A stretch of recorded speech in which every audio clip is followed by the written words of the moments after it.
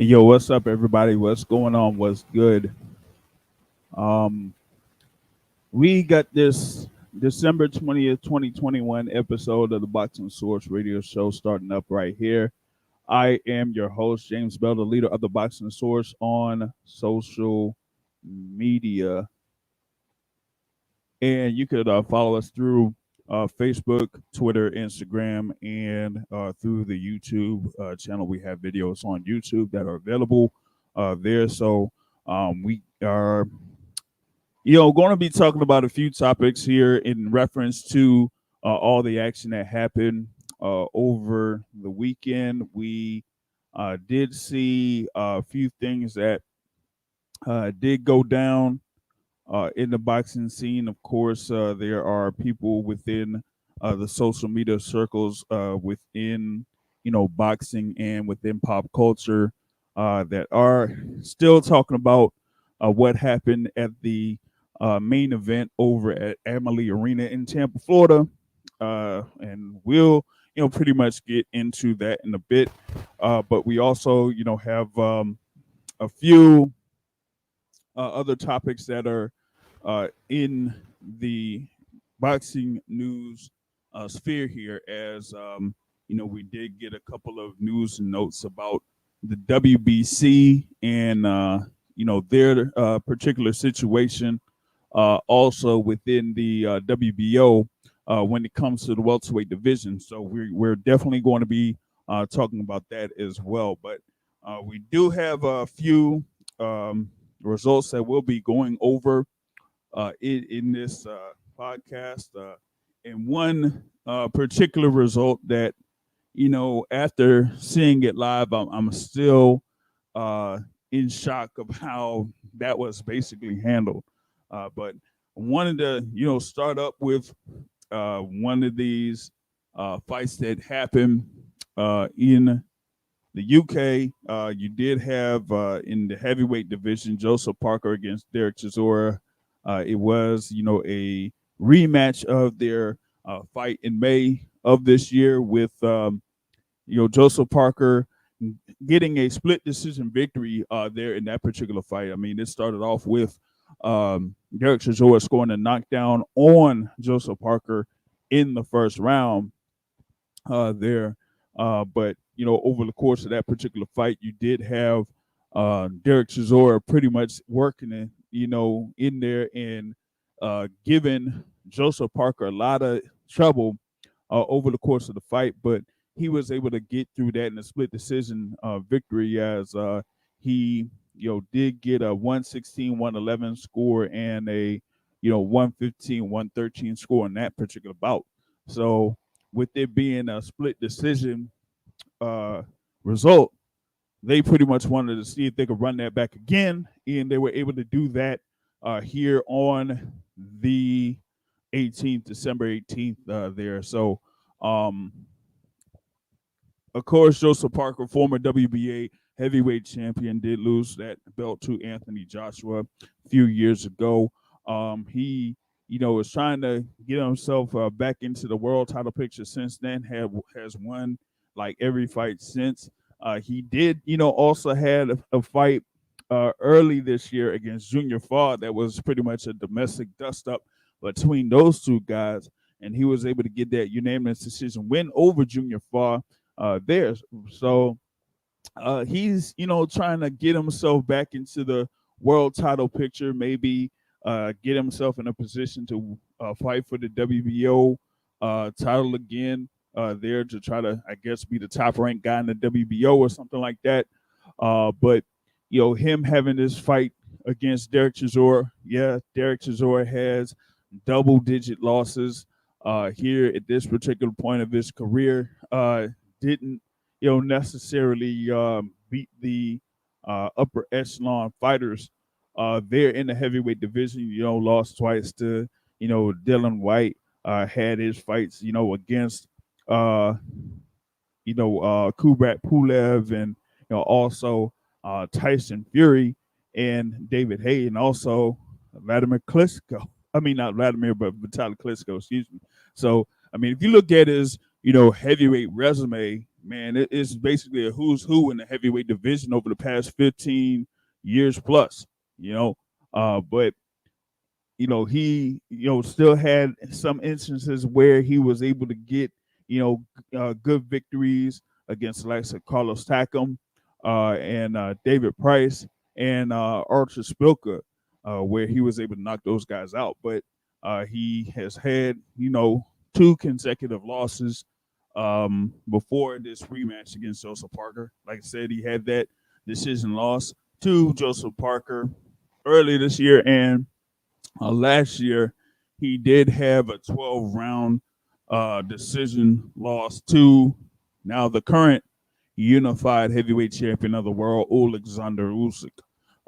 And it was just basically trying to see what both of these fighters were going to do here. I think you had camps, both of the camps be a little bit different here for this particular fight, particularly in the corner of Joseph Parker. I think he has like Andy Lee there as like his head trainer to see what he could do as far as like changing up the offensive and defensive repertoire of Joseph Parker. And we were able to see that over the course of this particular fight. Joseph Parker pretty much started out very active. Didn't necessarily, have Derek Chisora try to get to the inside and try to beat him up that much early. He was throwing multiple combinations there within those first few rounds. It was a, pretty good offensive effort there from Joseph Parker, and I kind of like seeing like he was using his height and his speed over Derek Chisora there in this particular opening of this fight, which kind of like led to the first knockdown that was scored by Joseph Parker in the fourth round. You kind of like seeing that he was mixing things up, and with Derek Chisora being a shorter guy and the way that he kind of like moves around side to side, trying to kind of like burrow his way in or almost try to land a big hook like he was a version of Joe Frazier or something like that. But this time, with Chisora, he would be throwing a right hook there. But Joseph Parker, he was able to, kind of like hone in on the punch that really could get him the most success against Derek Chisora, and that ended up being a right uppercut. And the right uppercut, led to that first knockdown in the fourth round. Where it was pretty much like a standing. It was a standing 8 count because it hurt Chisora to the point where he like fell back into the ropes, and he was still up, but he the ropes kind of like saved his fall, so you just had him be counted there in the fourth round, and there were like other instances where Joseph Parker was really, really, really beating up Derek Chisora over the course of the fight. There were some instances where it just looked like the referee would have stepped in there. Howard Foster was looking at Derek Chisora and seeing if he was going to stop the fight. And then there were just times when Derek Chisora just, threw combinations or threw a couple flurries that caught Joseph Parker a little bit to see if he would be able to get himself back into the fight. But it just, kind of like saved him a little bit there around, the sixth round and then going into the seventh. But in the seventh round, he ate another one of those uppercut sandwiches and then went down. And at that particular time, it looked like he was in some real trouble. But then he kind of went into a mode of, kind of like a semi-rope-a-dope type of thing there with Joseph Parker, where he, just walked, pretty much like walked to one corner and just invited Joseph Parker in to see if Joseph Parker could do something or try to finish off Derek Chisora. But at the same time, Derek Chisora had himself a response, at least there in the seventh round, where he kind of like got himself back into it, caught Joseph Parker a couple of times, and pretty much said, okay, maybe I got myself back into the fight here a little bit. The crowd there at the Manchester Arena was definitely backing Derek Chisora, and so once he tried to get himself back in the fight there in the seventh round, uh, the crowd was really behind it and everything like that. So you did have that in the seventh round. The eighth round was pretty much the same thing. You had Joseph Parker being able to knock down Derek Chisora once again. Nothing. It didn't look like he was like seriously hurt or something like that. Or at least to Howard Foster, it didn't look like it. That he was able to give him a full 10 count. For Derek Chisora to get up, and Derek Chisora did the same thing. Walked to another corner, invited Joseph Parker in to see if Joseph Parker would be able to leave himself open to some counter shots and punches that could get Derek Chisora back into the fight. But I think Joseph Parker was a little bit more cautious in that particular instance and didn't kind of like set himself up to be trapped. But at the same time, you saw Joseph Parker being able to score very well there in that exchange that happened after scoring a knockdown, and after that, it was more of like Joseph Parker, trying to be wary of what Derek Chisora could do. But in some instances, you probably could have seen there with Joseph Parker that we had a case where he just didn't have quite enough to try to finish off Derek Chisora there over the course of 12 rounds. So, yeah, it did go through 12 rounds. It was a unanimous decision victory for Joseph Parker with scores of 115 to 110, 115 to 111, and a score of 114 to 112. Well, which is kind of interesting because if you have Derek Chisora down three times and there was a score of 114, 112, wait a minute, didn't that does that mean that judge looks like Michael Alexander might have had Derek Chisora winning most of the rounds or more of the rounds there in this particular fight, So you have Joseph Parker being able to get the 30th win of his professional career. Derek Chisora there is now 32-12, and yeah, some people kind of like think that with him being 32-12, him having two losses against Joseph Parker, two losses against Tyson Fury, one loss against Alexander Usyk, two losses to Dylan White. That maybe he would kind of like wrap it up as far as like his professional career is concerned. But as of immediately after that fight, you really haven't seen anything that says like, hey, he is going to call it quits and hang up the gloves there. So I mean, you got the instance where Joseph Parker now is there as a contender in the heavyweight division. Like I said, he wants to try to get himself back into the race for fighting for a world title. He is, at the time right now, ranked number 5 in the WBC. I don't see him ranked in the WBA. He's ranked number 4 in the IBF, and he is ranked number 3 in the WBO.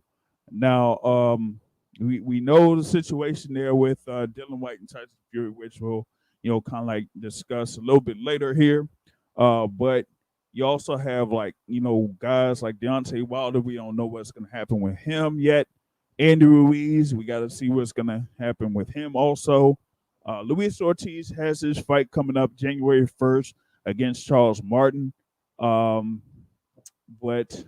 there's also another fighter that is over in the UK that is a highly ranked heavyweight there by the name of Joe Joyce. And Joe Joyce is ranked number 2 in the WBO rankings.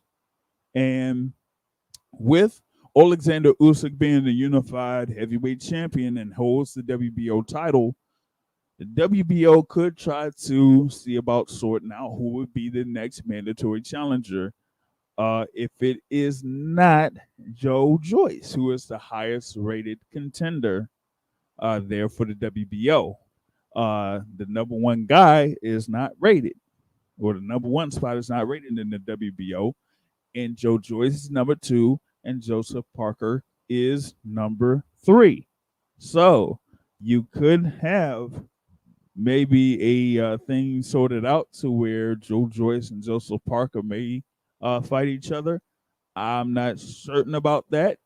Depends on what happens with Joseph Parker. I know that he has, his promotional outfit there in New Zealand or whatever it is, and he's had a good number of fights under the umbrella of Matchroom Boxing. But if he is able to, work out something to where he could have a fight against Joe Joyce, that could probably be a fairly big fight there in the heavyweight division. You know, with Joseph Parker, his main promoter is David Higgins there over in New Zealand. So if he wants to get himself right back into the world title hunt, he may have to have a fight there against Joe Joyce. And I don't know, man. I don't know. I mean, we've had conversations in the past in reference to Joseph Parker and his standing in the heavyweight division, as far as like him trying to get himself back as one of those top heavyweights. And in some cases, you got to be able to have the ability to knock, your opponents out. And with Joseph Parker, I mean, we got this instance where Joseph Parker is there, and he has 30 professional wins there with 21 knockouts, but he's stopped Shondell Winters was his last stoppage victory that was at the end of February of last year, and fighting guys like Alexander Flores and Alex Leopai. Yeah, but going up against the upper echelon guys like a Dylan White or Anthony Joshua, or when he had his defense against Yuri Fury, uh, he didn't knock down, or I mean knock out those guys. He didn't knock out Razvan Kajanu. Uh, of course he had his majority decision win over Andy Ruiz Jr. So depending on the level of competition that Joseph Parker faces, that might determine if he is able to get to the point where he can knock out or stop his opponents. But here against Derek Chisora, where he was able to score 3 knockdowns, that was pretty good there. He did show some things there in the ring against Derek Chisora, but some people may say that he's able to do that against Derek Chisora. Would he be able to do that against someone the likes of a Joe Joyce or an Andy Ruiz if they had a rematch, or an Alexander Usyk or an Anthony Joshua if they had a rematch? There's like multiple fighters there in the heavyweight division that Joseph Parker could face, that people would probably have some questions to see if Joseph Parker would be able to step it up against those opponents. I know that there's one guy coming up in the ranks by the name of Philip Hergovich that is also a potential opponent for Joseph Parker, and we are not necessarily sure if he is the guy that you know that could get things done there in the heavyweight division or whatnot. So that's pretty much my synopsis of that particular bout, and the fallout or the reaction to it is that, yeah, you may have had the Joseph Parker kind of like seem like he has a different side of him as far as like being more fluid with his punches, being able to put more combinations together and stuff like that against Derek Chisora. But like I said, will he be able to do that against guys that could probably have a more um, polished offensive repertoire than Derek Chisora does? You know, um, I don't think that people could necessarily buy a lot of stock there in Joseph Parker as of yet. But depending on who he faces next, if he's able to get through that and get a win, and a pretty big win, then maybe more could be invested into Joseph Parker to see if he could become world champion once again.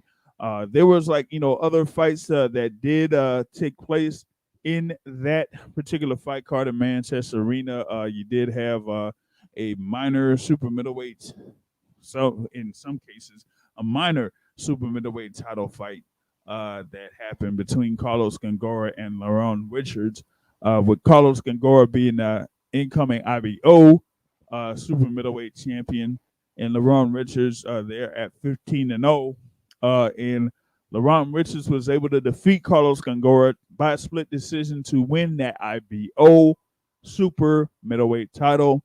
Like I said, I mean, it's the IBO super middleweight title. There's a good amount of people that really don't give that much credence to the IBO, or the International Boxing Organization, as it is called. But that is, in the super middleweight division. We might talk about the super middleweight division here a little bit later as well. But he did have that fight on there. Alan the Savage Babbage had like a 6-round KO victory there against David Spilmont. That was like way down in the card. Zelfa Barrick got a unanimous decision victory. And also you had Kevin Sajdo defeat Jack Cullen in this particular card, but that was like the last card that Matchroom did there for 2021. So you'll see what else they'll be able to do in 2022. But did want to like kind of touch on the thing there with Joseph Parker there and Derek Chisora. Like I said, Derek Chisora says that he isn't necessarily hanging it up, then he's not necessarily hanging it up there. So there's still, a little bit more for people to see there with, Derek Chisora. Who knows what that'll be, but he says he's gonna, do a little bit more in that particular instance. Another fight that I wanted to touch on here real fast, and this is actually, I'm gonna flip it a little bit, and we're not gonna talk more about what happened on Saturday as of the moment. I want to go back to Friday night. Friday night, you had Artur Beterbiev defending his light heavyweight titles against Marcus Brown. Yes, you have Artur Beterbiev there as the WBC and IBF light heavyweight champion there, going up against Marcus Brown there, who had a record of 24 wins and 1 loss. Beterbiev, coming in there with a record of 16-0 with 16 wins by way of knockout or stoppage. Or people wanted to see what would happen if Beterbiev would be able to continue his knockout streak, or Marcus Brown would be able to upset Artur Beterbiev, as Beterbiev is considered the top-rated light heavyweight out there. You did have Derek James there as the head trainer for Marcus Brown. We did kind of like talk about that in the conference call for this fight that happened pretty much. It's been about a month ago when they had that conference call about this particular fight between these two combatants. But we wanted to see, with Marcus Brown, he said that, he moved, from where he was based at over in New York over to Texas, was there, kind of like training with Derek James, pretty much like full time, to try to, see what he could do as far as like making adjustments, changing up his game a little bit, and preparing for somebody like a Artur Beterbiev. And we had like a good amount of action there for this particular bout. It was a brutal. It looked like a brutal bout. When I was seeing it, and I would say like freaking Beterbiev is that man is something else. That man is something else because he had, of course, Marcus Brown did have his, instance with, John Pascal, where there was like a headbutt there. And, of course, you had the thing with Badu Jack also with Badu Jack. And that was just, crazy, but here against Beterbiev, we almost had that same instance. There in the fourth round, pretty much was like a clash of heads between those two, and Beterbiev had like a cut like right in the middle of his forehead, and I'm telling you, I thought for certain that the way that the cut was and how much blood was coming out of it, that the fight could have been stopped, but it wasn't stopped, and it just didn't look like Beterbiev was affected by it, by any means, regardless of, what Brown was doing as far as like throwing punches or, getting up close and wrestling with Beterbiev and everything like that. Beterbiev just kept coming and kept coming and kept coming. And he was able to, score a knockdown there in the seventh round on Marcus Brown, and that kind of like shifted most of the momentum over there for Artur Beterbiev, and Beterbiev just kept moving forward, and there were like also instances to me where Beterbiev just took advantage of the mistakes that Marcus Brown was making, because for me, Marcus Brown, once you saw like the cut on Beterbiev's forehead, you would try to pounce on him. But Marcus Brown almost seemed like he was doing the opposite. It seemed like he was trying to go off his back foot. He was trying to be on the ropes, have his hands up on the ropes, allow Artur Beterbiev to get his offense off, while, Brown was on the ropes.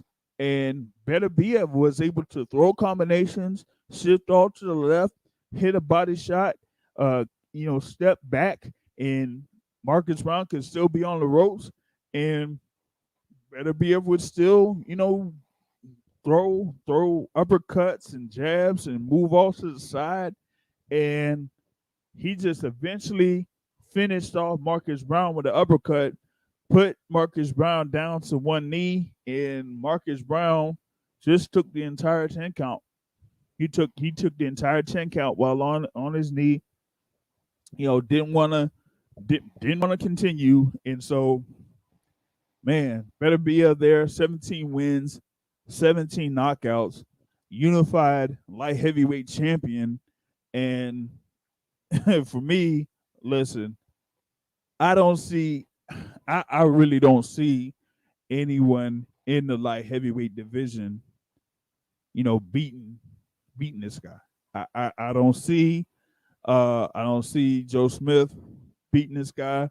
I don't see Dimitri Bivol beating this guy. Shoot, I could say it, man.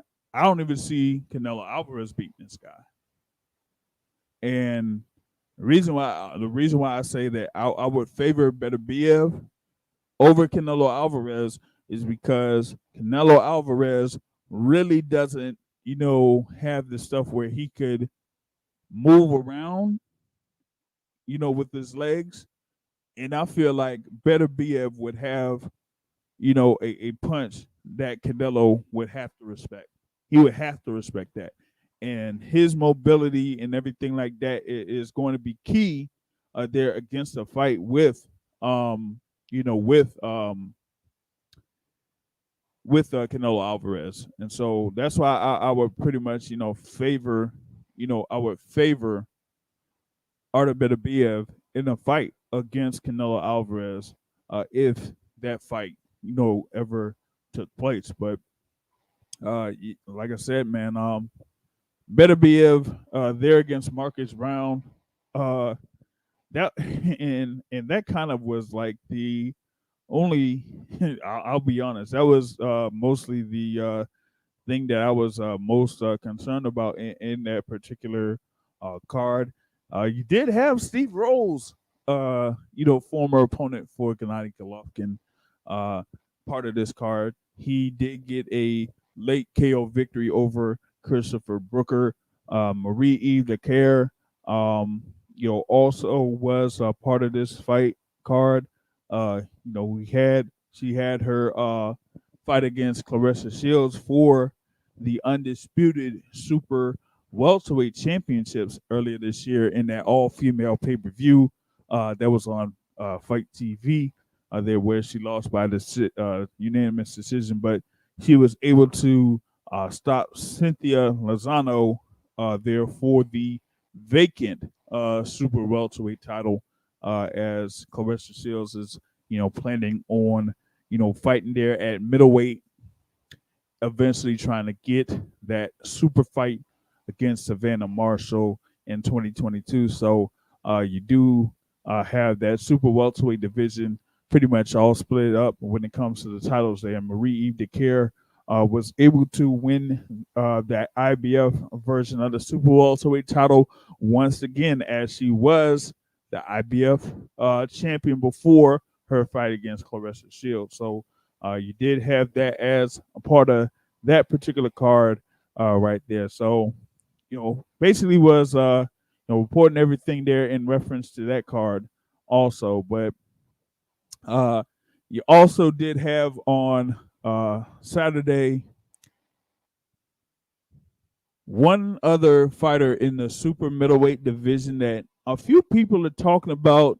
That is a guy that a lot of people want to watch out for, and that is David Morrell Jr.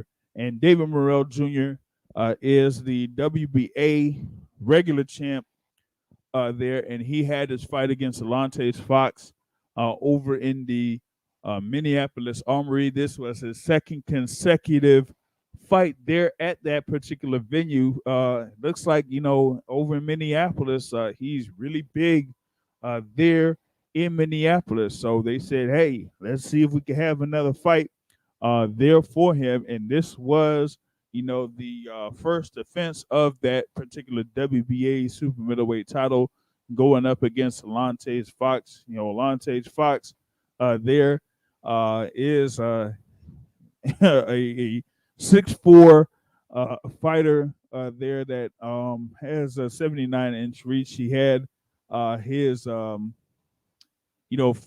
loss to eventual champion Demetrius Andrade in the middleweight division, and then kind of like came up to super middleweight and had his campaign there at super middleweight for a little bit before his fight against David Morrell Jr. But it was more about David Morrell Jr., what he would be able to do here against someone that was, taller and had like a longer reach there in Alante Fox. But in those first few rounds, or those first couple of rounds, David Morrell was able to do almost what he wanted to do against Alante Fox. One, because Alante Fox looked like he was trying to fight to the height of David Morrell. Like, you're there at 6'4", and you're fighting down to someone that's like, you know, three or 4 inches shorter than you, and you kind of like get yourself as far as like position your legs and stuff like that down to his level. You could stand upright, you know, stand straight, have a good, you know, posture, and just throw your jabs and kind of like follow up with the right hand and then move around that way. But that didn't necessarily happen. And David Morrell had a little bit of success there in the first round, and then it just built up in the second and third. He was able to get on the inside of Alontae Fox, which, like I said, a guy that's 6'4", you gotta be able to use that height and reach to the best of your abilities, and he wasn't able to do that. And in the fourth round, you just saw David Morrell kind of like beat him up a little bit more, getting to the inside, and then in the clinch, he was able to land an uppercut that kind of like had Alontae Fox uh, pretty much be out of sorts. His equilibrium was out, pretty much gone, and then Alontae Fox went down to the canvas, and the referee there, Mark Nelson, did put a count on Alontae Fox. Alontae Fox, I think he was pretty much complaining because it looked like he thought that the referee would kind of like break him up, but he didn't necessarily break him up in time for that punch to be landed on Fox and for him to go down. So with that being said, that's where Mark Nelson pretty much had the count posted on him. So you had Alontae Fox there knocked down in the fourth round, and then David Morrell pretty much just kept on the pressure, kept pursuing Alontae Fox, and Alontae was just out of sorts. It looked like his legs weren't there, and his corner, pretty much walked up the steps and threw in the towel. So it was a stoppage victory there for David Morrell, and he's still undefeated.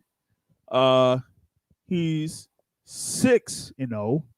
That's right, he's 6-0 with 5 of those wins by way of knockout, having the defense of that WBA version of the Super Middleweight Championship.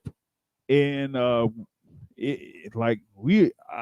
lot of people feel like this is a very, very good fighter, and that he could, hold his own against those that are, among the top there in the super middleweight division. I mean, regardless of, if Canelo Alvarez is there or not. You have, of course, David Benavidez that's out there. You got Caleb Plant, another former world champion there in the super middleweight division. There's like a few other guys that, are out there that contend at super middleweight. Maybe like a Daniel Jacobs or Anthony Durrell or somebody like that. Maybe they could work out some with Anthony Darrell to see if that could be David Morrell Jr.'s next fight.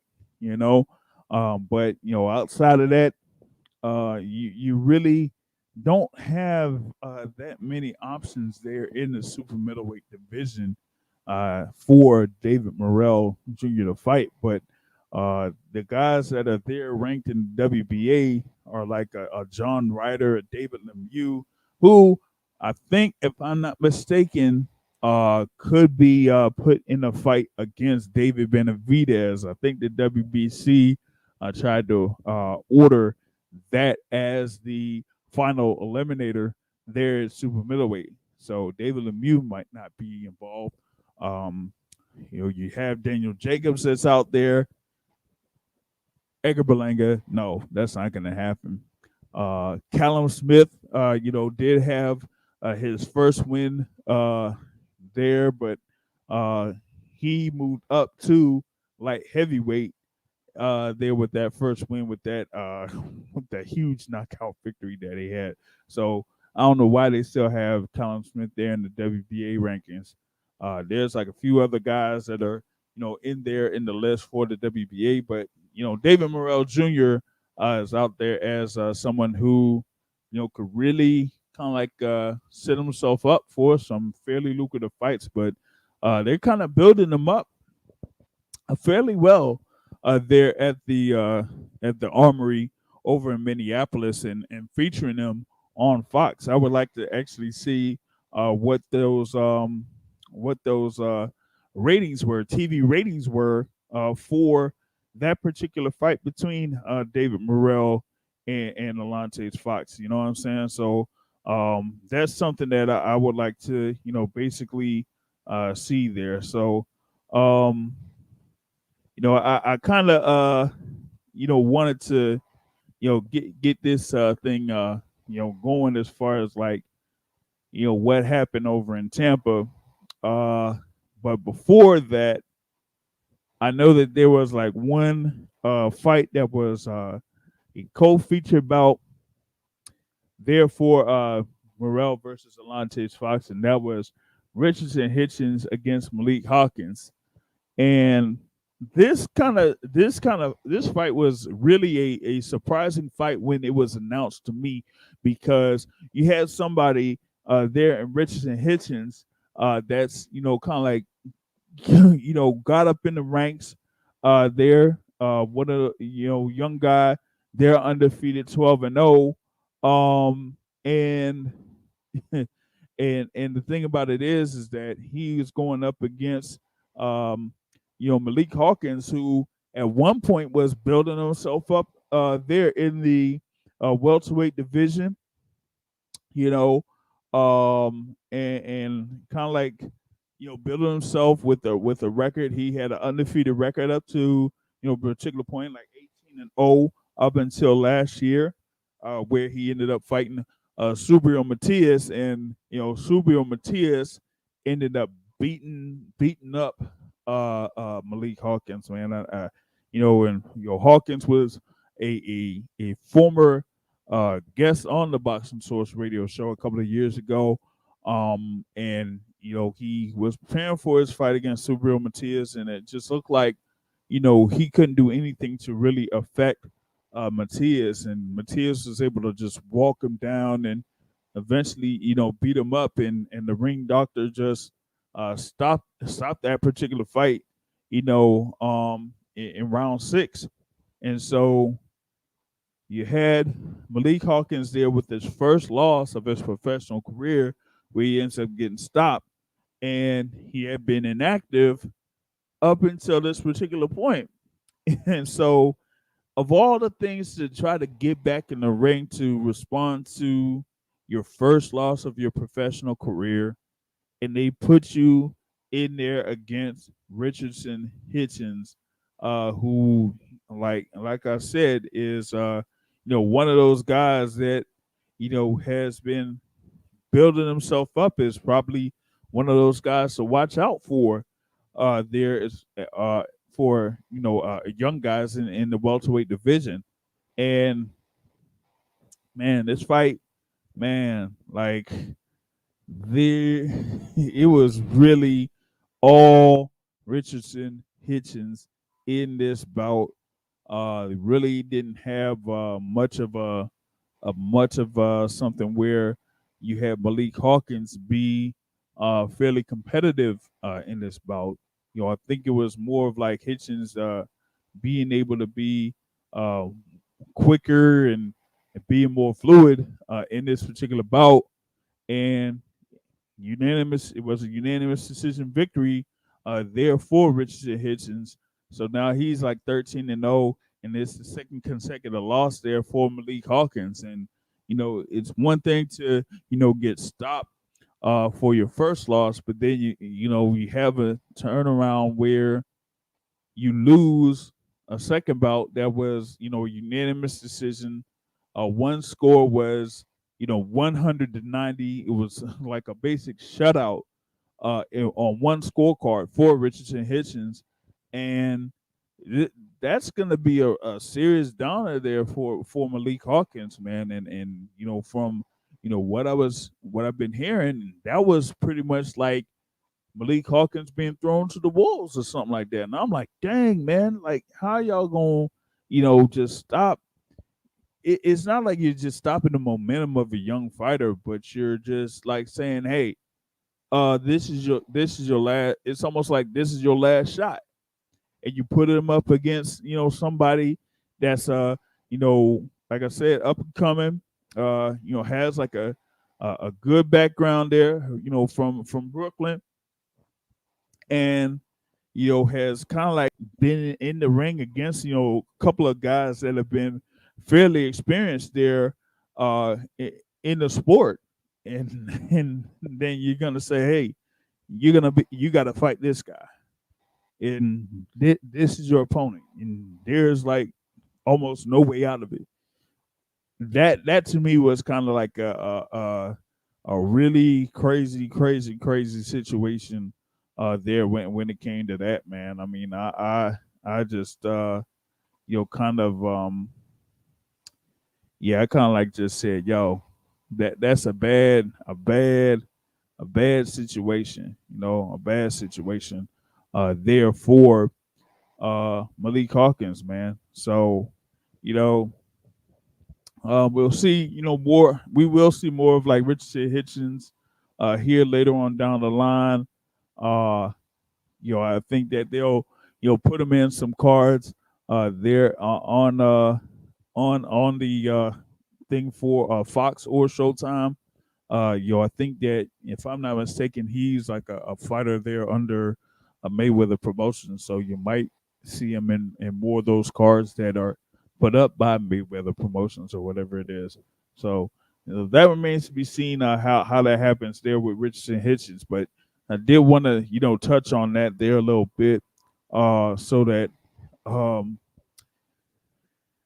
yeah, I just felt like that was just a bad matchmaking there on the side of Malik Hawkins. I thought that he would have been built up to where he could build a record and then get himself back into the game, but they just said, nah, you're gonna face this undefeated fighter, and that's that. So that's kind of like how things break in some instances. So that's how that kind of like turns out. Um, now I want to get into the little thing there with what happened over in Tampa. Yeah, Amberley Arena was the scene there, but in Tampa. But I wanted to, before I even get into that, I wanted to add in a guest here. I think he might be able to talk more about the last fight that I talked about with Richard Hitchens and Malik Hawkins. And this is my guy. Shout out to Philly, man, the Philly link himself, Mr. YSM Sports Media. What's going on? Yeah, he cooked Iceman, yo. Man, it was barbecue chicken, man. It looked like And barbecue I chicken. and I like Iceman. I never really saw too much of Hitchens that just let me believe that it would be as lopsided as it was. But yeah, he beat Iceman ass. Yeah, it wasn't even much of a much of a competition there, man. And I mean, we've had like conversations about it with what Malik Hawkins had been doing up until this point, but still it was like it was like, yo, he was not much of a match there for Richardson Hitchens. And I kind of thought it would have been a more closer bout, especially when it was announced. I'm like, dang, this is gonna be a good fight, but it ended up being Yeah, pretty much a blowout. yeah, I said the same thing. I'm like, ooh, I can't wait for this one. And then in reality, I could wait for it. Yeah, man. The most glaring thing was the hand speed. Iceman in that fight was a man without a country, right? He tried to match him skill for skill. That didn't work. And then when he tried to walk him down, that didn't work. I think I think maybe a change of scenery and maybe a change of a division for Iceman because it's like how long can you melt yourself down to fit in a weight class before it starts to become to your detriment?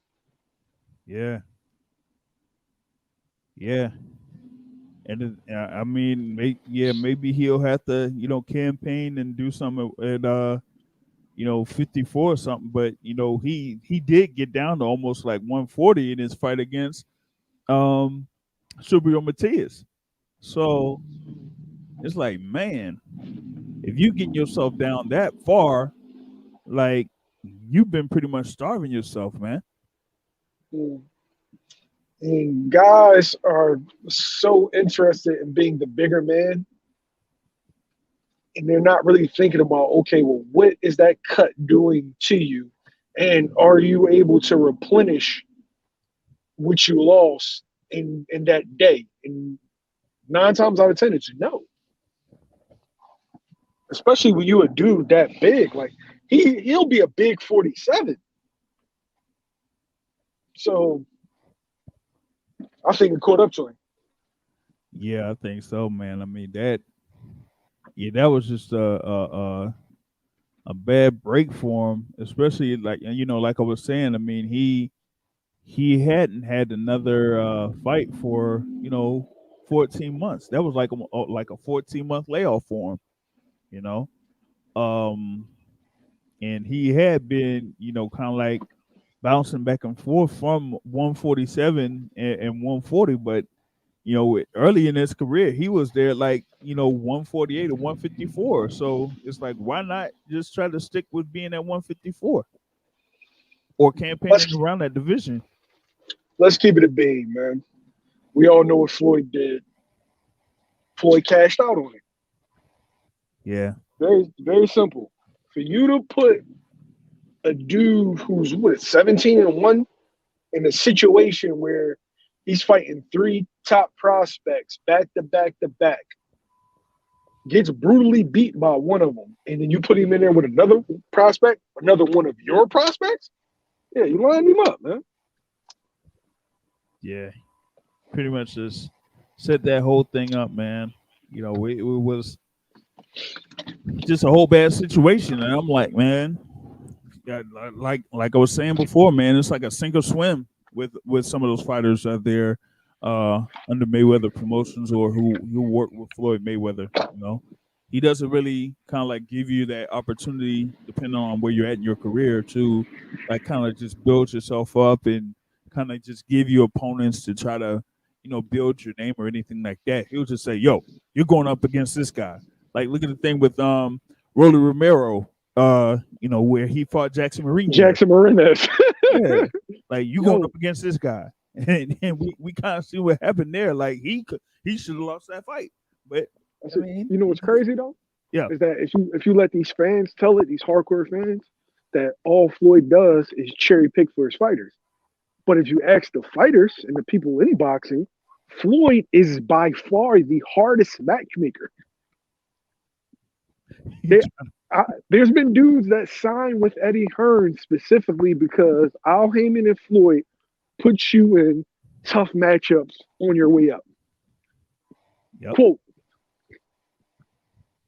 yep, yeah. but He's you let he's like the Don King you of let this these generation. you bro, you let these fans tell it, oh no, they ain't fighting real competition. Like, yo, I saw something that Rick Glacier put up, right? See, And it's funny because context is key, right? He said PBC fighters are 4-19 against top ring fighters, right? uh-huh, Now, PBC hasn't been around that long, hasn't. So he's probably going back to the Golden Boy days, but associating Al Heyman with PBC can join. But PBC is a TV show. right. Anyway, they're like, oh, 419, yeah, top rank. That's why they running. That's why they scared. Well, when you start breaking down who was those 19, probably 13 or 14 of them were throwaways. PBC has a high number of fighters, whereas no top rank doesn't. So they'll send a Felix Diaz, a Mm-hmm. John Molina. Mm-hmm. Who else did he send over to fight Bud? Felix Diaz, John Molina, Felix Diaz, Thomas Delorme. yeah, So that's Delorme. three. That's three fighters right there. But you send them over because you want that fighter to get his opportunity. Yeah. So right now, you 3 guys that had no chance of really beating Terrence Crawford. True? Yeah. And the only 50-50 matchups was Floyd Mayweather versus Manny Pacquiao, Mm-hmm. Tyson Fury versus Deontay Wilder, Yep. Gary Russell versus Vasily Lomachenko. That's it. Yep. That's it. That's all. And my thing is that outside of that, it's like Top Rank really tries to make those deals if they just feel like their guy is going to win. But the thing about it is, with a lot of these guys that are under Heyman, when you sign a lot of guys, you got to find dates for them. And if you can't find dates for them, then you find Exactly. alternatives. And that was the thing. They found alternatives for those guys to where, hey, we got this guy that's out here that's looking for a fight. If you got anybody that we could match him up against, yeah, we'll put him up there for it. And that's how that worked out. Yeah. So I guarantee you, if we actually broke down, I'll probably do a video on that because that is like the most disingenuous. Like, but it's Rick Glacier, so what do I expect? Yeah. It's like Yeah, that's if you pretty much actually it. put the matchups, you'd be like, ain't no way in hell you think because Top Rank won't send their top guys over to PBC. Top Nope. Rank will only do a cross promotional fight. That's the kicker. Yep. That's it. We haven't seen any of those guys. Yeah, send a guy like a Jose Zapata, or like maybe like a back in the day like a Nicholas Walters, or somebody like that, or maybe a back in the day a Nonito Donaire. It wouldn't send them over, so it's a completely different situation for Top Rank because Facts. Like they say you gonna send Nonito over there to fight Cool Boy? No. Are you gonna send Shakur over there to fight Gary? No. Like, you know what I'm saying? All the matchups that don't favor you. And that's the one thing about Bob that people do not realize. Bob only sends guys over, or he only makes cross promotional fights when he thinks he's going to win. If it's 50-50 or odds on the other side, Bob won't do it. Right. He won't do it. He will not do it. Or like you said, it would be like a co-promotion. You had the thing with Mayweather Pacquiao. You had the thing with Tyson Fury and Deontay Wilder. Co-promotion. But outside of that, nope, not gonna happen. Shoot, even with what did he have back a few years ago? Jose Ramirez against goddamn Amir Imam. That was a co-promotion with him and Don King. Don King, yeah. I was going to say over to a Matchroom for Maurice Hooker fight. Yeah. I was going to say this. Let's take a look at the 50-50 fights that occurred this year for PBC and Top Rank, right?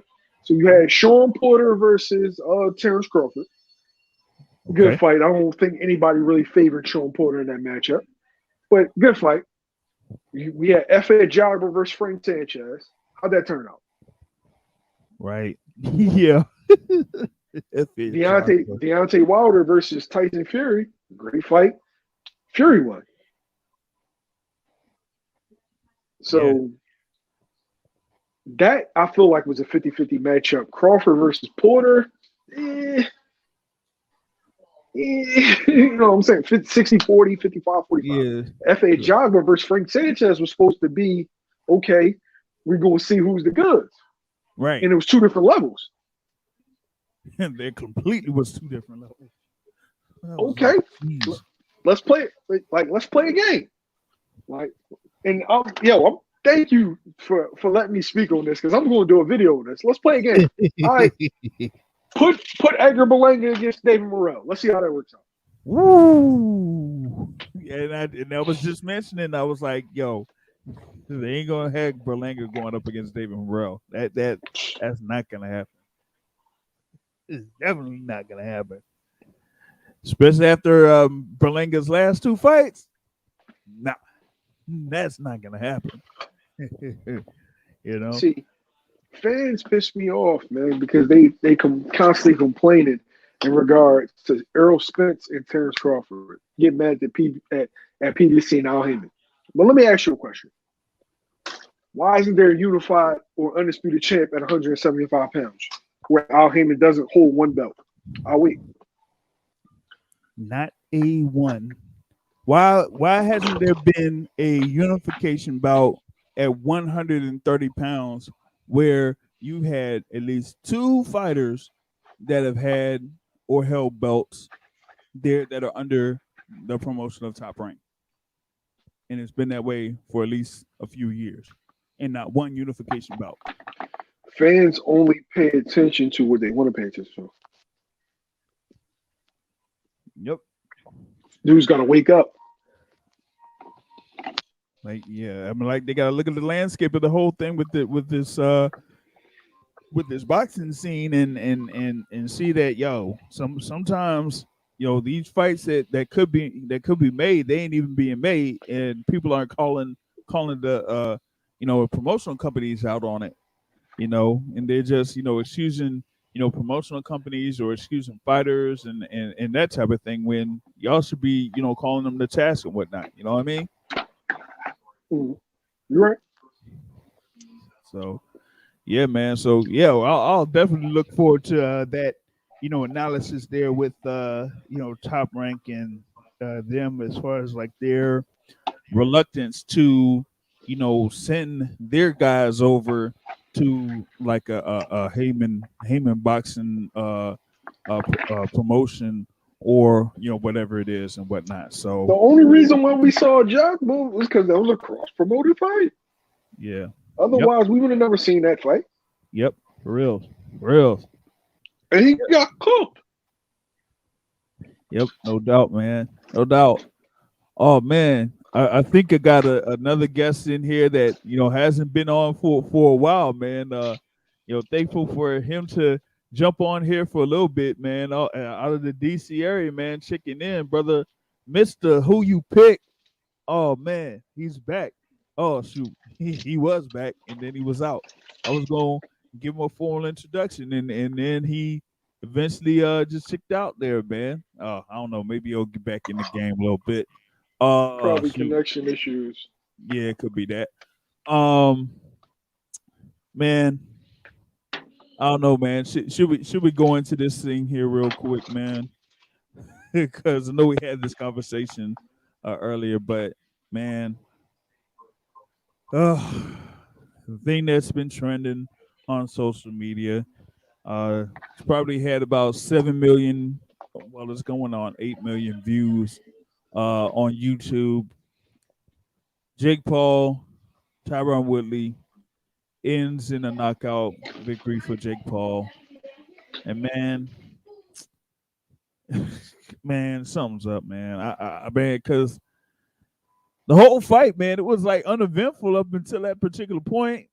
A lot of holding, a lot of hugging, a lot of hugging and a lot of holding. Loving, hugging, and I know you're getting bored. I had to give you that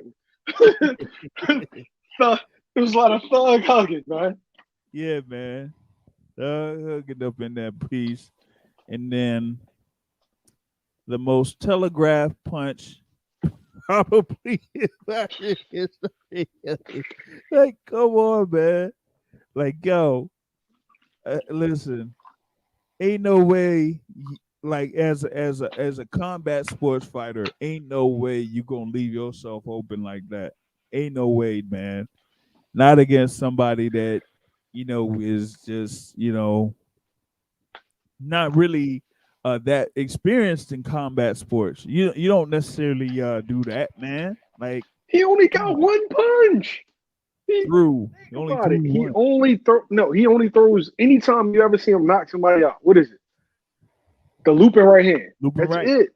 That's the Yep. only punch he has. So it's like you didn't know that was coming. It's the only thing he can do. Yep. But shit, Jay, thanks for having me on, man. I gotta go. Uh, really appreciate you. Really love the show, man. If you're still on in a little bit after I finish dinner, I'll hop on again. All right, no doubt, yo. All right, man. I bet. All right, yo. Let me see if I could try this once again, man. Looks like my guy from the DC area trying to check in here. Mr. World ranked in the building. What's happening? Hey, what's going on, sir? How you feel? Man, I'm all good, man. I'm all good. Just had a little bit of a, getaway last weekend. Rest up a little bit and watched a whole lot of boxing. Um, a lot of action that went down. So I was trying to cover all of it, man. And just, touched on the thing there that happened in Tampa. But yeah, man, that pretty much was telegraphed to me, man. You saw the replay or the slow motion replay?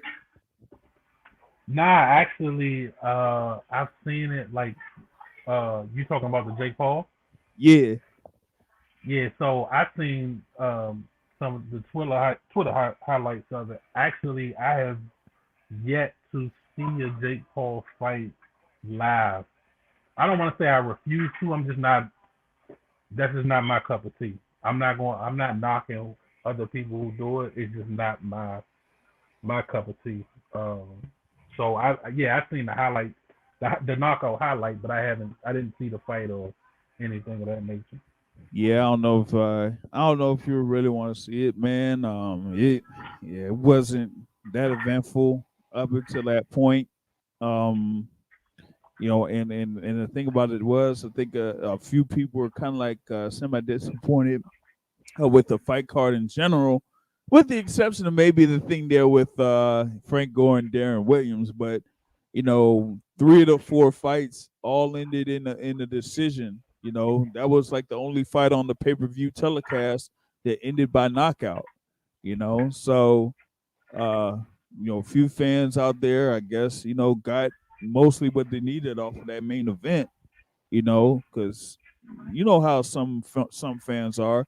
They come into the fights to see if someone's gonna get knocked out, and well, they got what they wanted in that last fight, but it was just that especially coming off of what happened in the previous fight. Some people probably thought that there would have been a whole lot more action up to that particular point. So that just kind of really disappointed me in that instance, man. So let me ask you, and I posted this on Twitter, just like my personal opinion of uh, Jake Paul in terms of his what he's done for the sport. And my question was, has anybody else benefited from him boxing other than himself? Like, a lot of people say, he's bringing eyes to the sport, which may be true for his fight, Mm-hmm. but I don't believe that those are long-lasting fans. These are fans uh, of his, and people are interested in what he does, not necessarily staying with the sport. So I wanted to ask you, in your opinion, has anyone else other than Jake Paul benefited from, in terms of even monetary, or even from eyes to the Uh-huh. sport Uh-huh. from his Well, in two, well, I see like two clear examples here for this year going into next year. One coming off of his last fight card, there against Tyron Woodley, the first fight. You did have in the undercard Montana Love there against Dennis Baranchik, where Montana Love did score a stoppage victory. He did get enough momentum there for him to get himself a promotional deal there through Matchroom, and Montana Love was involved in the card a couple of weeks ago. That was headlined by Devin Haney versus JoJo Diaz Jr. So you do have that, and then currently, while Jake Paul has his most valuable promotions, He is, currently working with Amanda Serrano. So they had like a co-promotional thing going on with that. I think Serrano is also with DeBella Entertainment, and they're trying to, get things to where more people are interested in Amanda Serrano to the point where they could set up the fight between Amanda Serrano and Katie Taylor in 2022, either if it would be in March or in April of next year. So those are like a couple of examples right there. But as far as like the other fighters that have been on the cards, it remains to be seen how it would turn out for those other fighters like Liam Pyro, who was involved in the fight card on Saturday night there, where he was able to get a win. So we have to see how that turns out for him later on down the line. But with him going through 10 rounds in his fight, I'm not sure how that's going to work favorably for him later on down the line. Even though he's in there in contention for a couple of world titles, I'm not sure how that's going to work for him later on down the line.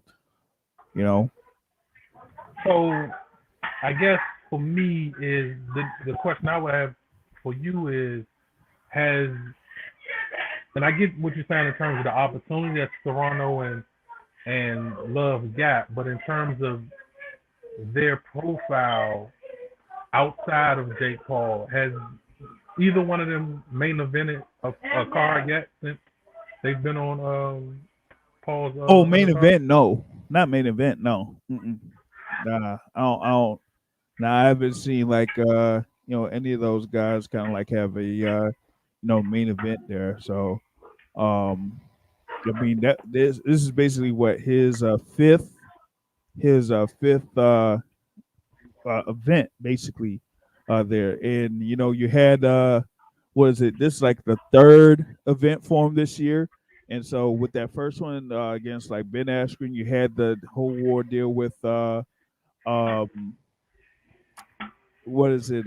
Regis Prograis against Ivan Redkach, and of course Steve quote unquote USSR Cunningham against Frank Mir was part of that fight card too. So you really don't have necessarily any other fighters that kind of like have built off the momentum of him being the main event in these cards quite yet. So that like kind of like remains to be seen. Want to bring in another guest to join this conversation. I think he has a new name here. The boxing academic has joined us here on the Boxing Source there. So we are blessed to have the boxing academic joining us here for this particular podcast to analyze what has been going on here over the weekend, man. So what's happening? What's going on? What's good, man? What's going on, fellas? Thank you, James, for calling me by my new proper name. What's going on, World Ring? Hey, nothing much, man. How you doing, man? Doing well. I got an alias now. I see. Moving up in the world, huh?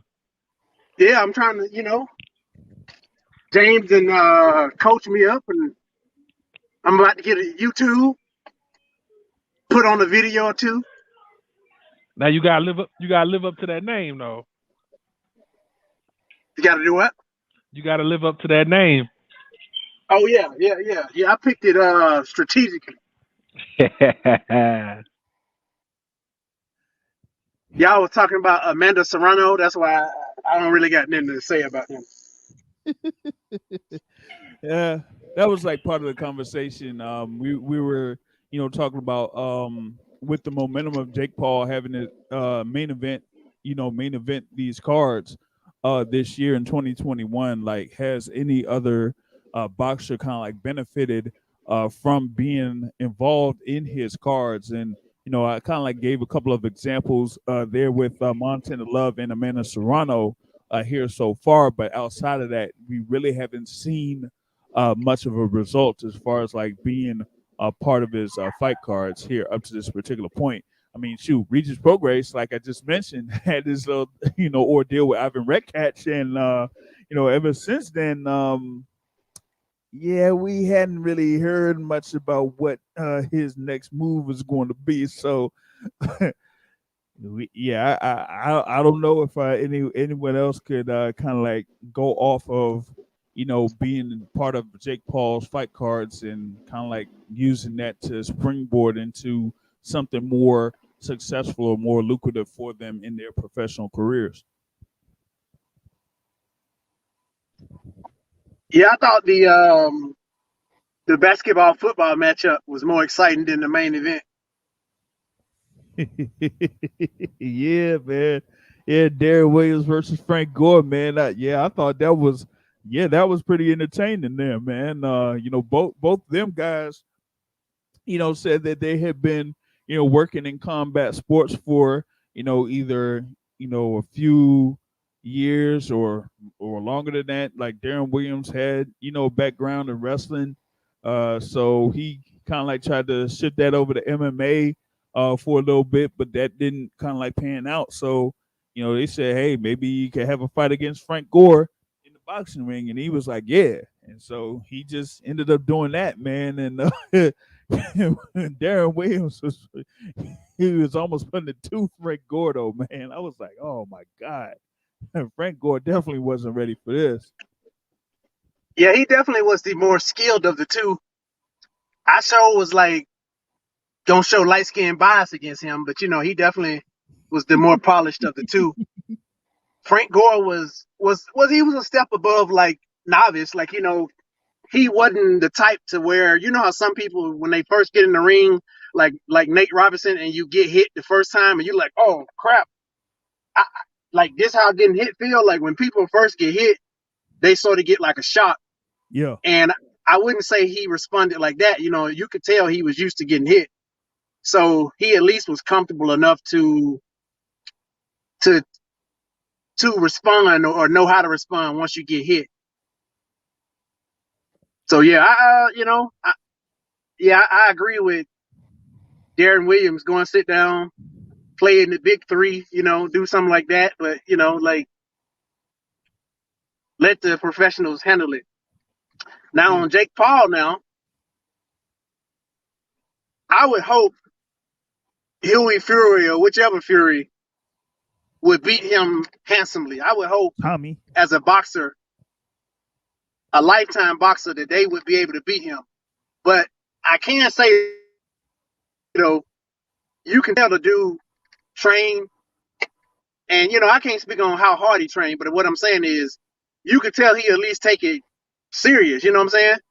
Like, yes, he got some gifted power. I don't know if it's that Pacquiao or whatever it is, but he's like, he got heavy hands. If he hits you clean, he gonna knock you out. And you could tell he, to an extent, he takes it serious. So I actually was rooting for him as opposed to the MMA guy, because he really wasn't a boxer. Like, he's a comeback sportsman, but he wasn't a boxer. So Jake Paul was the closest thing to a boxer. So I wasn't even mad with the knockout. Up until the knockout, it was just like blah. But then he got a knockout, so I was like, okay, cool. Yeah, he did get the knockout.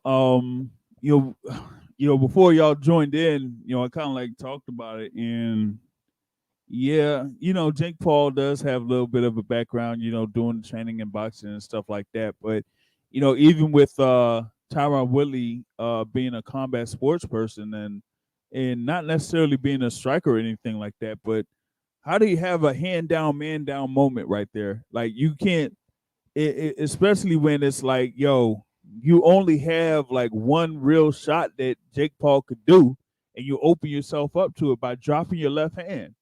And it was almost like, come on, man, how you gonna basically do that? But I guess he was able to get himself paid and for stepping in for fight against Tommy Fury that was supposed to happen, and maybe Jake Paul ends up fighting Tommy Fury next year. But the thing about it is too, with Tommy Fury, Tommy Fury really, you know, doesn't have much of a resume with his fights that he's had there. He's almost like one of those reality TV folks there in the UK that, has done boxing. And yes, he has the background of being, part of the Fury family. But even with that, that kind of, if you look at his resume, speaking of resumes, their world rank. If you look at his resume, it ain't that much to speak of. When it comes to being a professional fighter either. So maybe that was the thing. Is like, yo, if Jake Paul does take on Tommy Fury, like how would that look? Going up against a professional fighter that has had multiple sanctioned bouts there in the professional ranks. So I would like to, see how that would turn out there for him, for Jake Paul right there. So that's the thing I'm waiting on with that one. Um, I'll see if I could, revisit a couple of fights that I did talk about earlier here in the podcast. There was also one bout that took place, main event over in San Antonio. Gilberto Ramirez against Yunieski Gonzalez, with Ramirez getting the stoppage victory over Gonzalez in the 10th round. He is there at 43-0, and that was like a WBA light heavyweight title eliminator bout. So maybe Zerto Ramirez could be a potential opponent for Dimitri Bivol there at light heavyweight. Um, that would probably be a pretty good matchup. I'm not, I've never been really sold on Dimitri Bivol in comparison to a few folks out there in the boxing world. Um, but maybe that could be a good little matchup there for Dimitri Bivol to kind of like see where he really is as far as like being a top guy there in the light heavyweight division, even though, by default, he's probably the number 2 guy there at 175 pounds. But, outside of that, I just think that if he goes up against Artur Beterbiev, yeah, he would get beat. Um, anything about those other fights that did happen this weekend? Like uh, the Chisora versus Parker rematch, or Beterbiev getting a knockout over Marcus Brown, or anything like that that y'all wanted to kind of like jump on here before I get into more news.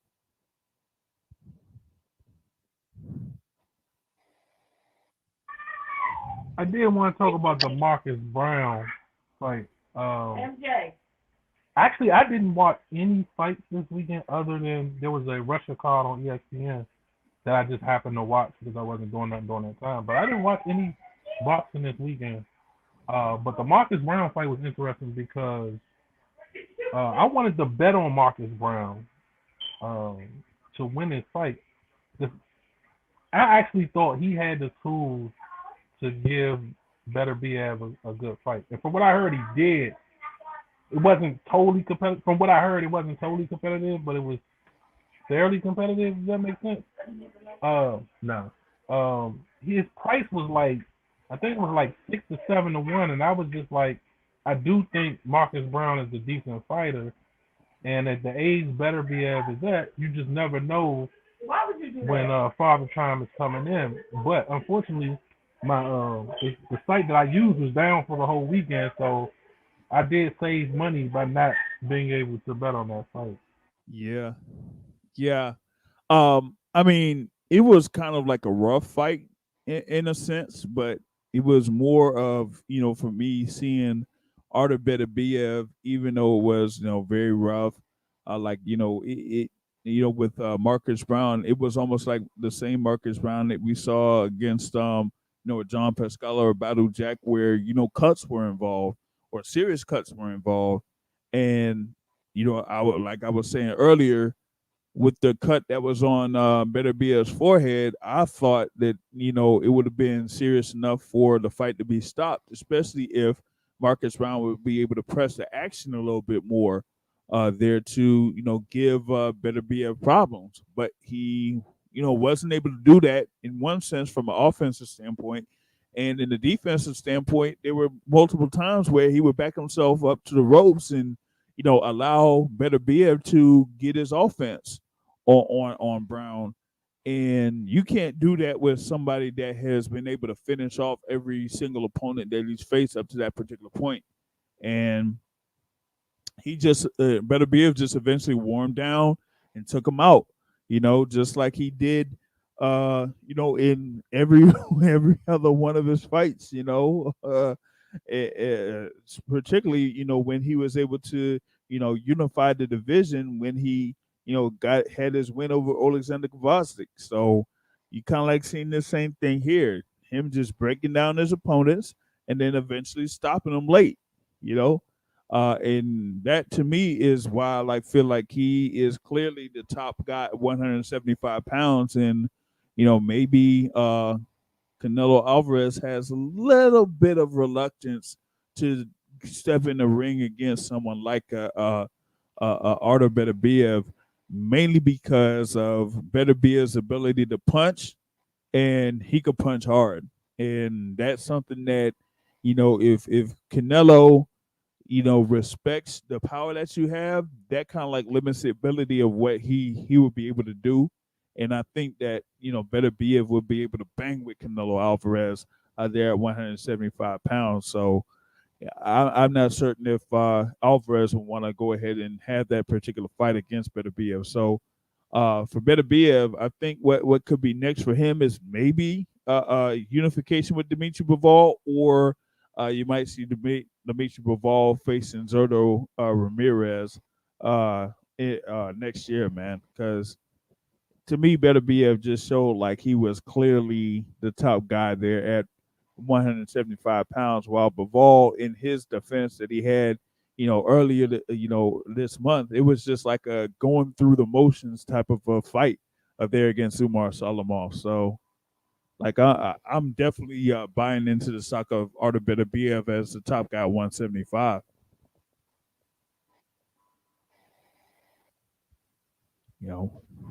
Yeah, he definitely has some heavy hands, and if you sit there and let this guy who got bricks in his hands throw shots and your defense is suspect, what do you expect to happen? Your defense is suspect and your endurance is suspect. I'm not sure what one expects to happen in the midst of.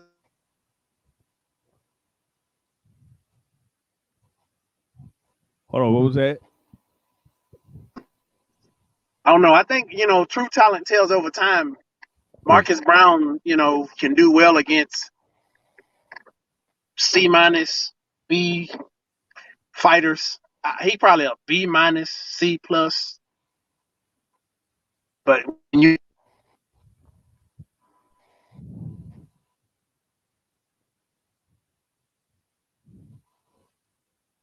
I don't know. you can tell something there mentally where he don't want to go to that place that you got to go to. Easy for me to say sitting on the sideline, might I add, but I'm just saying. Like he doesn't want to go to the next level to say that, oh, I really, need to do this in order to win this fight. No matter what the circumstance is at this current juncture, that I got to be able to get through this to get this win. And there have been a couple of examples, there against Jean Pascal, and then here against Beterbiev, where he just ended up wilting down the stretch. I mean, that Pascal fight was a good fight, but I think, like you said, that's big on his psyche, because in that fight he was a slight favorite, and he was going in with all the momentum, and everybody was writing Pascal off, and Pascal was able to get I think he had 2 or 3 knockdowns, which essentially kept him in a fight, because I think Brown was winning every other round that he wasn't getting knocked down in.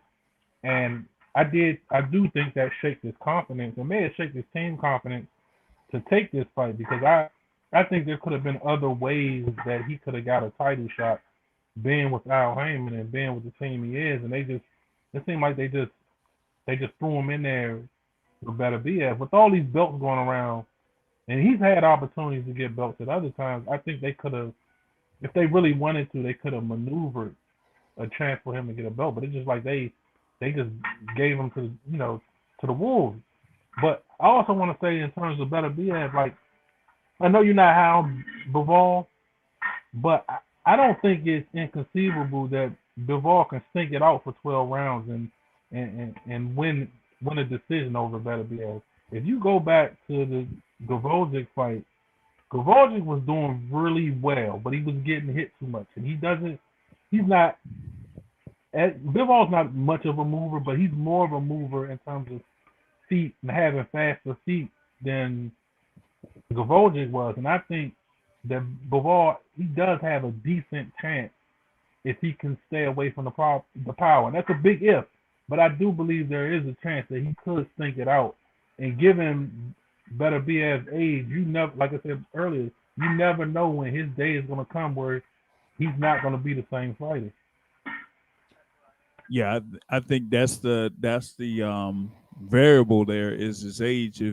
If he's going to be able to move as well as he can, later on down the line, if that fight with him and Bivol does take place, Bivol does have more active hands as far as like him, throwing combinations and stuff like that, and being able to move side to side. It's just that will he be able to stand there and do that long enough before Better BF throws his punches? And right now, I'm definitely leaning towards Better BF in that particular sense. But I just gotta see, how this is going to turn out. I know that Better BF is not gonna kind of like get his what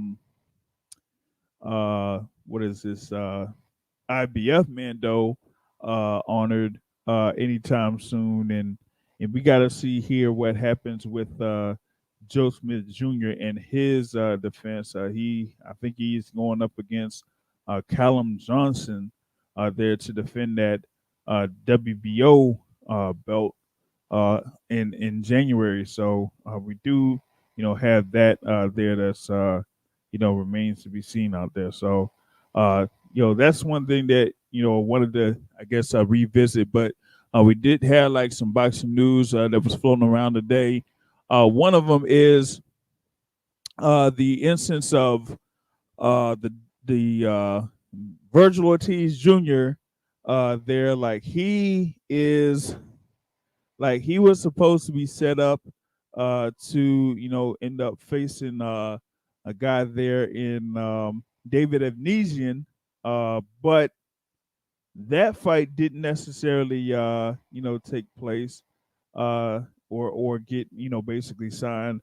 So now it's a thing there where it's going to be Virgil Ortiz Jr. going up against Michael McKinson. And when I initially saw that, I was like, wait a minute, where is this coming from? Why would they have Virgil Ortiz against Michael McKinson? But later on, I've found out that both of those guys are involved with MCK Global, number one, and number two. Those two fighters are the two highest ranked contenders in the WBO welterweight rankings. So you could pretty much say that this is like a final eliminator of sorts for the WBO, even though, like I was mentioning there, Virgil Ortiz is ranked number one in the WBC. So instead of fighting David Evnesian, he's going to fight Michael McKinson. Now, I'll be honest, I have no idea who this Michael McKinson guy is, but I will do some research on him and see if he has much of a shot here against Virgil Ortiz. But from the early notes out there, I do not see much being bought into Michael McKinson being much of a viable opponent there for Virgil Ortiz. He is nicknamed he's nicknamed the problem, and my problem with that is he is 21-0 with 2 knockouts. Yes, that's right. 2 of his 21 wins are by way of knockout. Mr. Michael McKinson. And let's see. I'm trying to see here if they have a full detail here. It says early 2022 that it would be planned for, even though they Golden Boy did have a date of January 22nd for Virgil Ortiz Jr.'s next fight. But looks like here coming through Mike Cobbinger that this thing with Virgil Ortiz and Michael McKinson is going to go down there for I guess the top spot in the WBO welterweight ranking. So Virgil Ortiz, hey, maybe he'll have another fight in Texas to kind of like build up his reputation here a little bit more. So that's there in the welterweight division, and then also it looked like the situation with the WBA welterweight title has been sorted out, so to speak, as it looks like the WBA is going to give the go ahead for your Dennis Ugas to face Errol Spence Jr. or whatnot there in the unification bout, and they'll have either Stanionis fight Butayev there for like an interim WBA type thing, or give Stanionis like step aside to be next in line for the winner of Errol Spence versus Yordenis Ugas.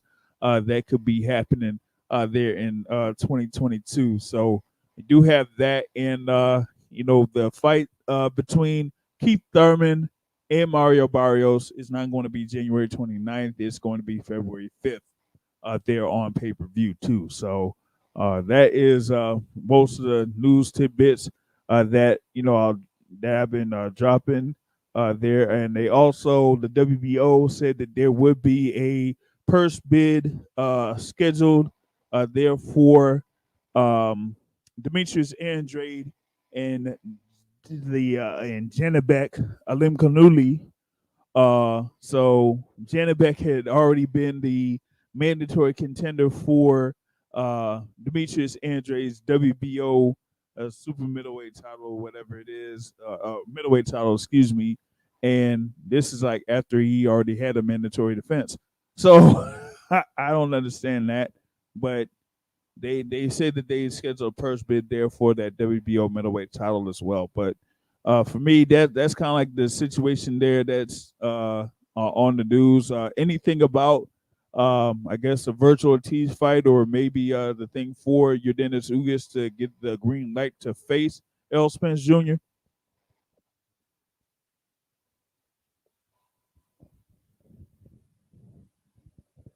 Yeah, seeing there if anyone had reactions to those news tidbits. World Rank, you got something? Yeah, I want to talk about the McKinnon fight. So All right. I know if Matt was on here, he'll say nobody cares. So I'm going to advocate for the little guy.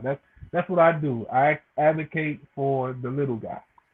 Now I've seen McKinnon fight several times, and I've actually made money off him. There was a fight, I don't want to say important. Obviously, it's not important on the UK level, but there was a fight maybe 2 or 3 fights ago he had against Luther Clay, I believe. And he was the underdog. He was like plus 200. And I bet him because I had seen him previously.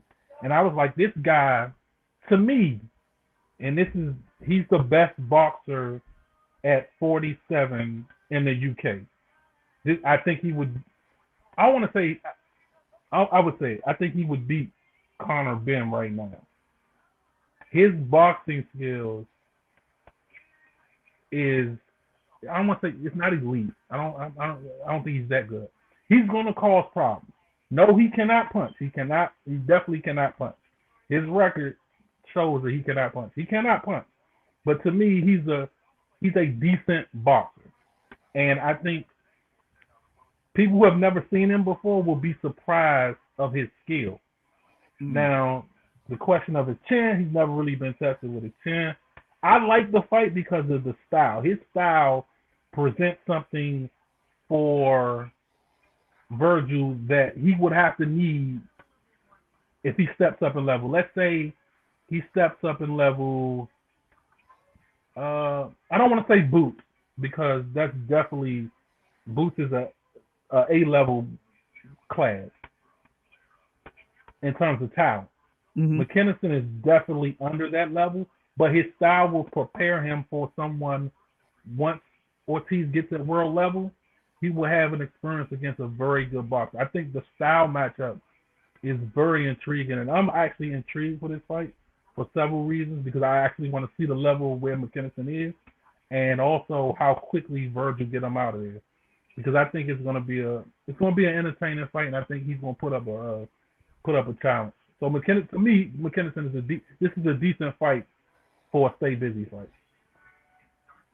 Well, I mean, looking at the thing here for Michael McKinnison in the last series of fights that he's had, where he's gone up against guys with records of 10-1, 13-1, 18-2-1, 17-0-2, 13-0, 12-0, and 19-1.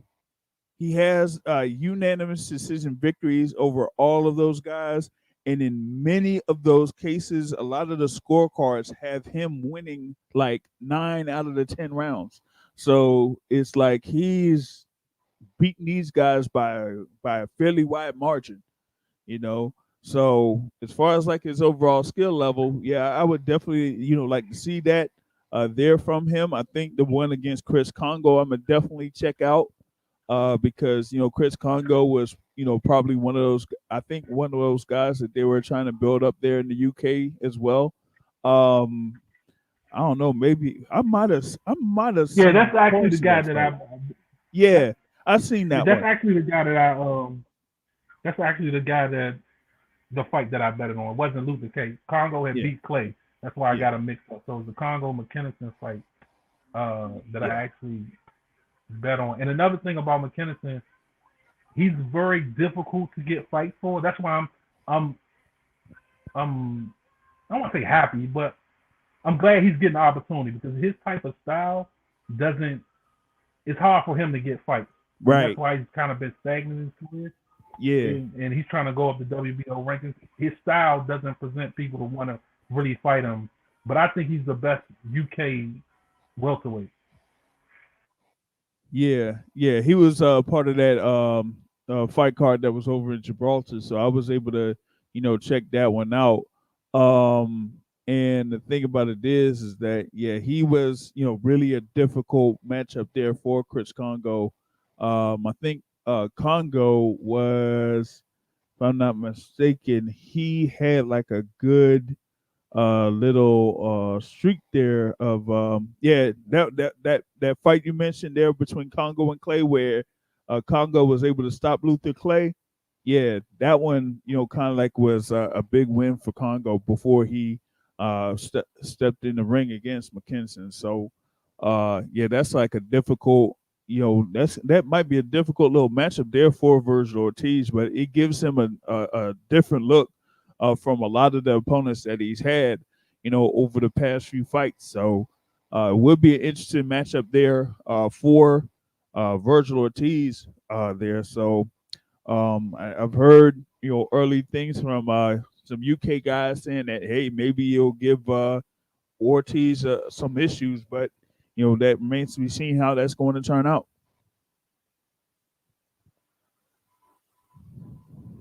So, and that thing for Spence Ugas, man, I think that's more of like the WBA finally coming to their senses. After doing this senseless 4-man tournament when they just could have had this unification about happening, anyway, and just have those that were around the WBA rankings just fight each other to be the next top contender for the WBA title. So now what they ended up doing was they just had their fight with Jamal James and Rajat Batayev that just happened with Batayev getting that stoppage win. And then we were just about real close to having a fight between Ugas versus Iamana Stanionis. And, well, now that's not going to happen. Looks like that's not going to happen. And Stanionis may end up, just getting step aside for him to wait in line. Or they may just work out something where Stanionis could fight Rajat Batayev there as, maybe a undercard bout to Errol Spence versus Yordenis Ugas there. But that would be, a very good fight. Spence versus Ugas for the WBC, WBA, and IBF welterweight titles there. So, I'm kind of like looking forward to all that. I was trying to get or pull up the card that that they have for Gary Russell Jr. versus Mark McSile. That's scheduled for January 22nd in Atlantic City. Wanted to get like that full card that they had out there for it. So I know that you're gonna have King Tug be part of that card as well. So you're gonna have him there. Also, Subriel Matias is going to be involved in that fight card as well. I think he's going to be in there. And they did also say that Evan Holyfield is going to be part of this card as well, which is interesting given that he was in the undercard for Jamel Herring versus Shakur Stevenson. So that's one thing that kind of like I'm kind of like looking forward to there. So I'm trying to see who the thing was that Subriel Matias will end up fighting again. It's supposed to be like a rematch for like one of the early fights that he's had. So just looking for that also. But yeah, that's what is shaping up there for that fight card January 22nd. There, you just gotta let's see how that shapes up. I did have the interview there with Gary Russell Jr. that would take place that took place last week. So that is on the YouTube channel. So if y'all haven't checked that out, please check that out. Yeah, I think it's okay. It's Petros Ananyan is who Subriel Matias is going to be fighting there in Atlantic City. You're also going to have Tuksut Nyambayar against Vic Pasillas. That's also going to be in that card. And like I said, Evan Holyfield is on the undercard as well. So that's the 4-fight card that they have currently there. That's going to be a Showtime telecast on January 22nd. So that's what they got shaping up here for the early part of 2022 with like I said, Keith Thurman facing Mario Barrios February 5th. This fight card that's January 22nd. You have that heavyweight pay-per-view that's on January 1st, and we'll see if there's going to be other fights that's going to be scheduled later on down the line. But that's what we got there so far, man. Pretty much gone through everything that I could there in this particular instance of this podcast. Is there anything else that y'all wanted to add? The heavyweight matchup is, it's gonna be some slobber knockers. Should be some good fights while they last, and I think it'll at least be one of the more enjoyable nights that you'll see. Yeah, it could be there, man. Ortiz versus Martin. I'm interested in that one. 29, something like that.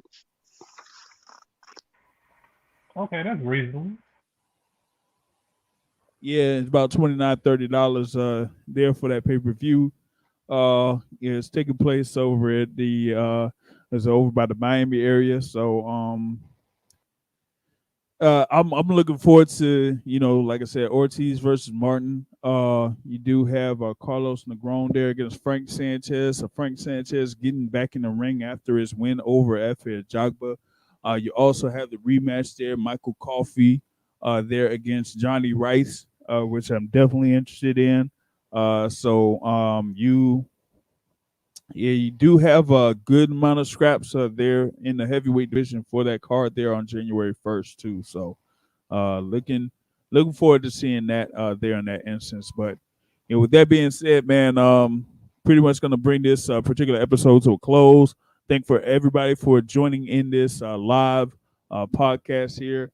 For those that haven't been able to subscribe, you can subscribe on iTunes. Therefore, the Boxing Source podcast, where you could check out all the previous shows that we've had there. But we will get back at it here, I guess, either next Sunday or Monday. We'll have a year-end show there, so we might hand out some quote-unquote awards for the year there. But as I bring this to a close, of course, like I say, the point of boxing is a hit, not get hit, not to stand and trade. On that note, folks, I'm out. Have a good evening, everybody.